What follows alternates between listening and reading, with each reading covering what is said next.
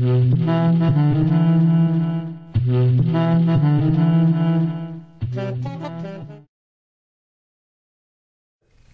here at Kleiner Perkins, Caulfield and Byers on Sand Hill Road with Randy Komisar. Randy, welcome to the podcast. All right, thank you. Randy, you have a very unique background, and I was wondering for our listeners, could you sort of walk us through how you ended up here? Oh, boy, that's a windy road. I started off, actually, after I graduated from Brown, doing a variety of things. I promoted rock concerts. I taught in a night program at a four-year college and taught economics. And my day job was helping to run a community development program for the city of Providence, Rhode Island. That was great stuff. That was like a three-ring circus, and it was probably some of the most fun times I'd had in my life. I left that because I thought I needed to get serious about my life, and so I went to law school, which turned out to be a wrong turn. But I did actually practice law for a few years. I spent time as a litigator and then later as a technology lawyer here in Silicon Valley in the early days when technology law was sort of just happening as a sort of starting up here in the Valley, largely around the PC and PC software. Mm-hmm. Garage shops was my specialty.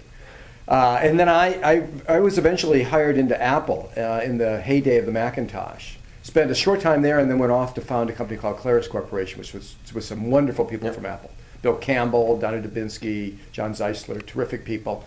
Did that for a few years until Apple bought us back, and then I went off to help build Go Corporation with Bill Campbell.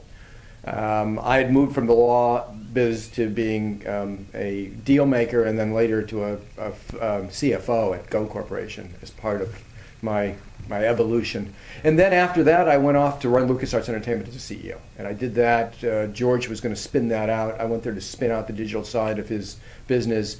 It was so successful, he didn't spin it out. I left to work another company, became CEO of Crystal Dynamics, which was actually a Kleiner Perkins company in the game business. And after Crystal Dynamics, which was a short stint for me, about a year before I decided that the games was not something I was that excited about, I went off and started a new career as what was termed a virtual CEO. Mm-hmm. And the virtual CEO is kind of like venture management in the sense that I would invest my time and my network around a portfolio of emerging companies and new entrepreneurs to try to help structure them for success and see which ones actually flew and then double down on those and help them to get organized and operational. And that worked really, really well. We did Web TV and TiVo and Mondo Media and a number of companies in that area. And then the bust happened. Right around the time of the bust, I actually wrote a book. Actually, I wrote it in the boom, but it came out in the bust, which was appropriately about the bust. And so that was really well received. It's really about the heart and soul of entrepreneurship. That's called The Monk in the Riddle. Yep. And I started teaching at Stanford, and I teach in the Stanford Technology Ventures program in the MS&E department. Stanford Technology Ventures program is a program that is focused on teaching entrepreneurship to undergraduates in technology and sciences, engineers, physicists, people out of the medical school, the creative side of the entrepreneurship phenomena. Not the suits. And I've been doing that now. I'm going into my 7th year, I think, doing that.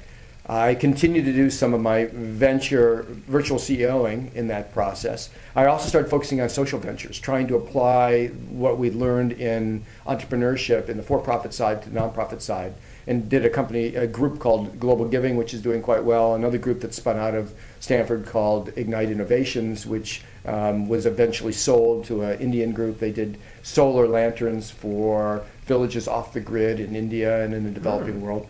So I've been working a bunch on just trying to understand how you could apply the principles of entrepreneurship to social missions.